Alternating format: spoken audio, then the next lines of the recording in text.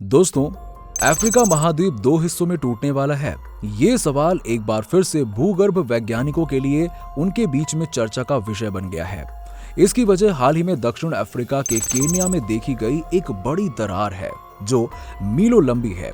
दक्षिण पश्चिमी केन्या में नजर आई इस दरार के चलते नैरोबी नैरोक हाईवे का एक हिस्सा भी क्षतिग्रस्त हो गया है। भूकंप है दरार की वजह।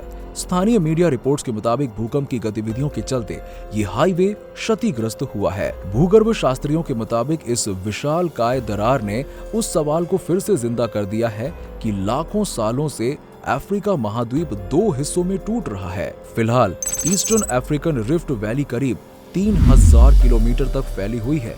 ये दरार उत्तर दिशा में एडन की खाड़ी से लेकर दक्षिण में जिम्बाब्वे तक है। इससे अफ्रीका महाद्वीप की धरती दो असमान हिस्सों में बट गई है, जो सोमाली और नूबियन प्लेट है। दक्षिण अमेरिका और अफ्रीका महाद्वीप हुआ था अलग। दक्षिण पश्चिम केन्या में आई ये भारी भरकम दरार रिफ्ट वैली के पूर्वी हिस्से की ओर है, जो इथोपिया, केन्या और तंजानिया से लगी हुई है। ज्वालामुखी और भूकंप जैसी प्राकृतिक आपदाओं के चलते ये दरार संभवतः बढ़कर इस पूरे महाद्वीप को दो हिस्सों में तोड़कर महासागर में एक नई घाटी स्थापित कर सकती है।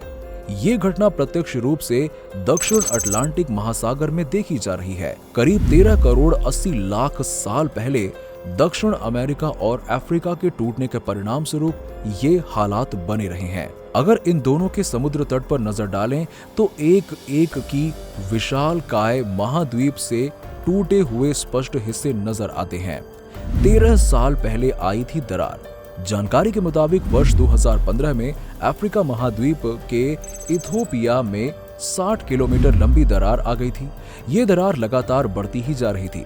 भूगर्भ वैज्ञानिक इस दरार को सामान्य घटना नहीं मानते हैं। उनका मानना है कि पृथ्वी पर नजर आने वाले बदलावों को सामने देखने में लाखों वर्षों का समय लगता है, जबकि अफ्रीका महाद्वीप के अपार क्षेत्र के बीच 5 वर्ष बहुत महत्वपूर्ण बदलाव वाले हैं। बताया जाता है कि 2005 में आई ये दरार केवल 10 दिनों में ही 8 मीटर तक चौड़ी हो गई थी। इससे पृथ्वी के केंद्र में गर्म पिघली चट्टानें सतह की ओर बढ़ने लगीं और ये इस महाद्वीप को दो भागों में बांट रही हैं।